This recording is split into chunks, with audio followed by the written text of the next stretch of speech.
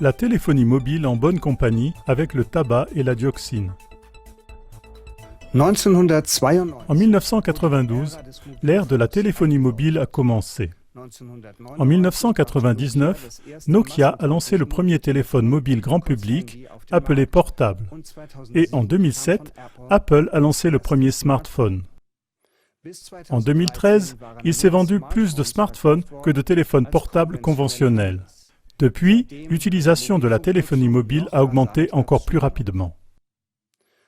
Selon l'Agence fédérale des réseaux, la République fédérale d'Allemagne était déjà couverte en 2018 par 74 280 stations d'émission de téléphonie mobile qui, selon l'Office fédéral de la radioprotection, émettent à une puissance de 20 à 50 watts par antenne.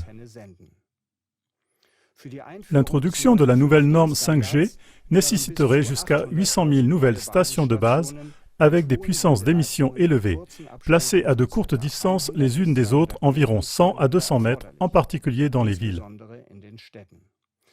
Les valeurs admissibles actuelles seraient alors dépassées jusqu'au centuple.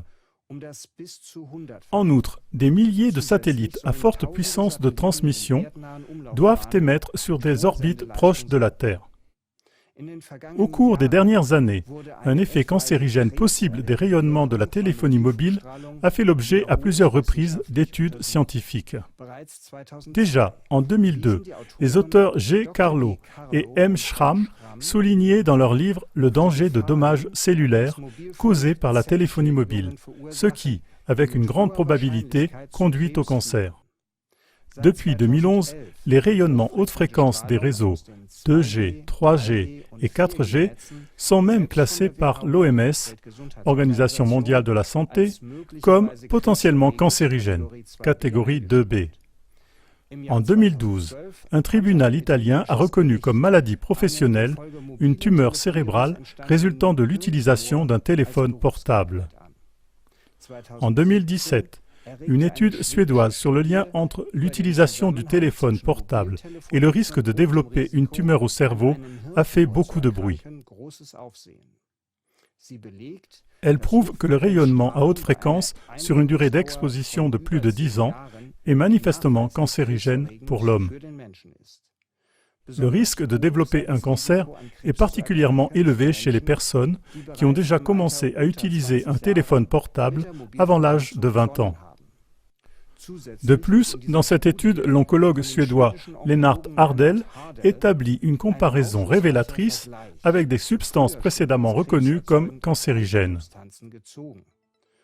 Il déclare « Aucun des facteurs désormais couramment reconnus comme cancérigènes, y compris le tabac, n'a été identifié avec certitude comme un risque accru au cours des 10 premières années suivant la première exposition. » En effet, l'interaction entre le tabagisme et le cancer n'a été confirmée scientifiquement qu'après une vingtaine d'années. Ce qui est particulièrement intéressant, cependant, c'est que dès les années 1980, Hardell a identifié les dioxines, un groupe de produits chimiques toxiques, comme cancérigènes pour l'homme. Toutefois, l'OMS n'a pas classé les dioxines comme substances cancérigènes avant 1997. En Allemagne, le professeur Franz Adelkofer a soumis les mesures de radioprotection pour la population à un examen scientifique. Dans sa conférence de 2014, qui couvrait également ce sujet, il est arrivé à la conclusion suivante. Depuis le début, les valeurs limites des rayonnements à haute fréquence sont en contradiction avec la recherche scientifique. Ces valeurs limites ne protègent pas les personnes exposées au rayonnement, mais les intérêts de l'industrie et de la politique. Les processus impliqués dans leur introduction, leur certification et leur défense correspondent à tous les critères de la corruption institutionnelle.